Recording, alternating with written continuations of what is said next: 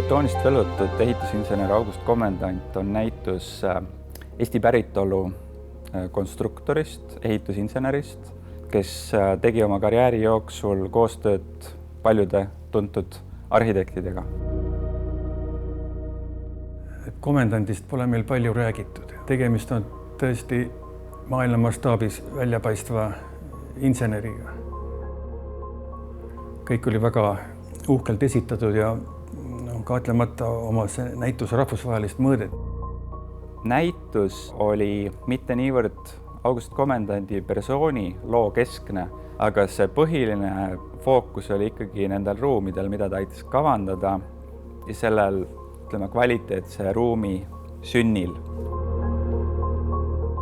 Meie näitusel olid eksponeeritud väga paljud originaalesemed.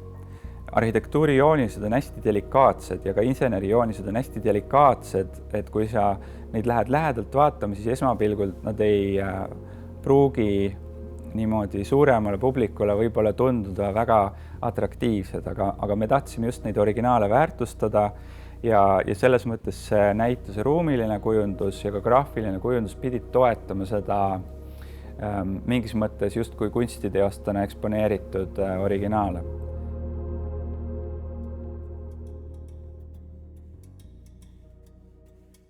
Tavateadmine on see, et arhitektid on rohkem nagu kunstniku tüüpi ja siis insenerid on hästi tehnilised ja võib-olla see intriig, mis ütleme sellise loomingulise ja hästi tehnilise vahel on, et kuidas ühiskeele leidmine toimub ja kuidas suudetakse kõrgel tasemel tulemuseks realiseerida. Ja Komendant on selles mõttes hea näide, et ta oli just konstruktor, insener, kes aitas arhitektidel oma loomingut teostada, et kuidas nende see koostöö toimib ja niimoodi, et see on absoluutselt maailma tipptasemel.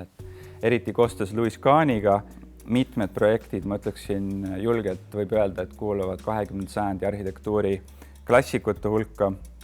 Tema ametieetika ja professionaalsus on kindlasti, mis ka tänasel päeval võiks olla eeskujuks. See tähendab seda, et sa töötad kõvasti, sa annad endast alati maksimumi, aga sa tahad ka kogu aeg midagi uut, uusi teadmisi rakendada, uusi teadmisi leida, ei lange sinna nii-öelda mugavustsooni, julged võtta põnevaid ja uuenduslikke väljakutseid.